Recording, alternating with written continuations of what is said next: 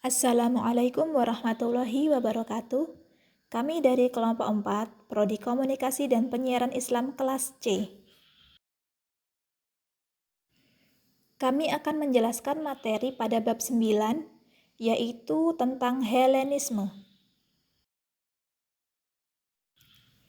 Pengertian Helenisme. Istilah modern yang diambil dari bahasa Yunani kuno Hellenism, yang berarti berbicara atau berkelakuan seperti orang Yunani, atau to speak or make Greek. Yang dimaksud dengan Helenisme klasik yang ada di Yunani itu ialah kebudayaan Yunani yang berkembang pada abad ke-5 dan ke-4 sebelum Masehi. Dalam pengertian yang lebih luas, Helenisme adalah istilah yang menunjuk kebudayaan yang merupakan gabungan antara budaya Yunani dan budaya Asia Kecil, Syria, Mesopotamia, dan Mesir yang lebih tua. Gabungan ini terjadi selama 3 abad setelah meninggalnya Alexander yang Agung pada tahun 323 sebelum Masehi. Sejarah Helenisme. Pasca Aristoteles, filsafat Yunani mengalami penurunan yang signifikan.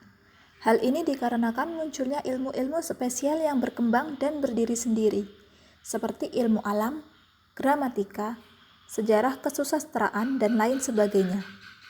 Peralihan filsafat Yunani menjadi filsafat Helen Romawi disebabkan terutama oleh seorang yang bernama Alexandros, murid dari Aristoteles. Tindakannya yang imperialis menyatukan seluruh dunia Greek ke dalam satu kerajaan Macedonia.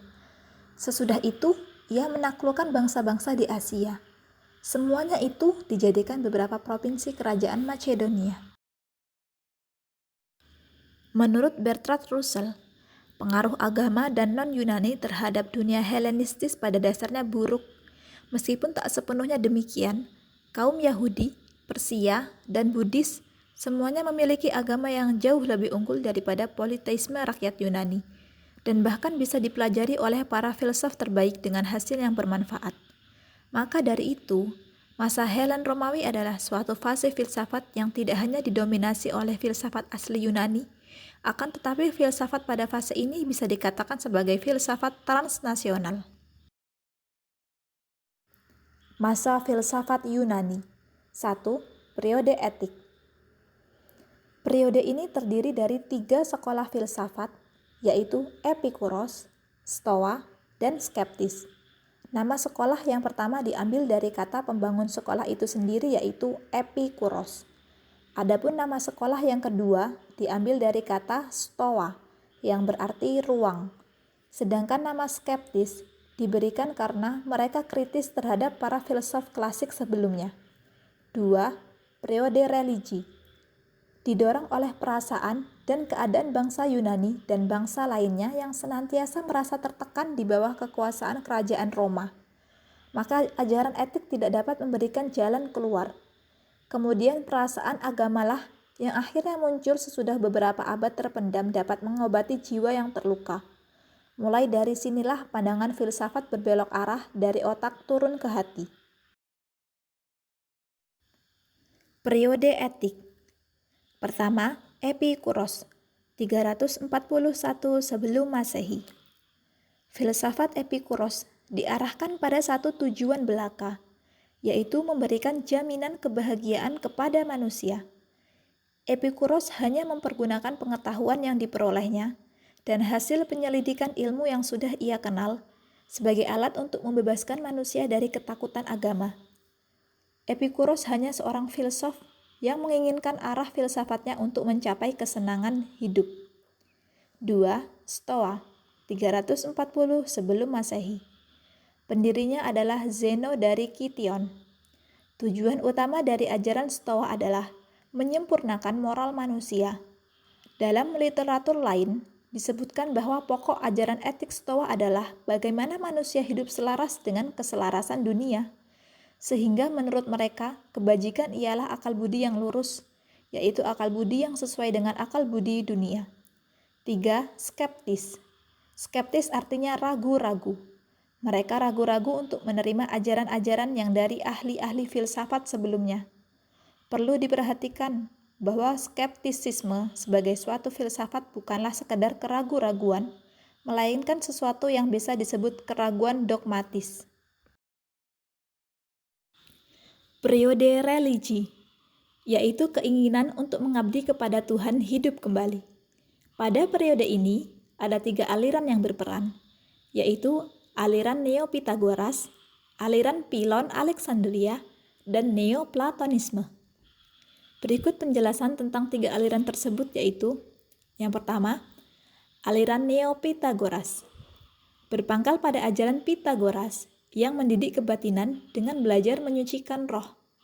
Yang kedua, aliran Pilon Alexandria. Pencetusnya ialah Pilon, seorang pendeta Yahudi.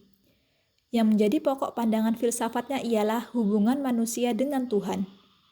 Yang ketiga, aliran Neoplatonisme. Dibangun oleh Plotinus tahun 204-70 sebelum Masehi, yang artinya rangkaian terakhir dari fase Helenisme Romawi, yaitu suatu fase pengulangan ajaran Yunani yang lama. Seluruh sistem filsafat Plotinus berkisar pada konsep kesatuan. Berikut adalah ciri-ciri Helenisme. Yang pertama, Athena kehilangan monopoli dalam pengajaran, dan kita menemukan pusat-pusat pengetahuan yang baru seperti Antakya atau Antioch, Rhodes, Perganum, dan Alexandria. 2. Etika dijadikan perhatian yang dominan. Sekarang yang dipersoalkan ialah bagaimana manusia dapat mencapai kehidupan yang terbaik. Filsuf kurang tertarik pada kosmologi dibandingkan dengan penyelamatan moral. 3. Perspektif filsafat dan sastra semakin pendek. Kurang stabilnya mental, sebagaimana kondisi fisik, diikuti oleh kurang stabilnya mental, sebagaimana juga terlihat pada abad ke-20. 4. Sifat spekulasi mulai dijauhi. Perhatian lebih terkonsentrasi pada masalah aplikasi. 5. Ada kekurang pedulian terhadap metafisika, diganti dengan perhatian yang lebih besar pada masalah-masalah sosial. 6. Muncul filsuf yang justru lebih senang pada riset, tetapi tidak memiliki teori sendiri. Mereka lebih mementingkan sifat akademis. 7. Jiwa filsafat Helenisme ialah elektrik. Usaha-usaha diarahkan untuk mensintesis dan mengharmoniskan pendapat yang berlawanan. Sekian penjelasan dari kami, kurang dan lebihnya kami ucapkan terima kasih. Wassalamualaikum warahmatullahi wabarakatuh.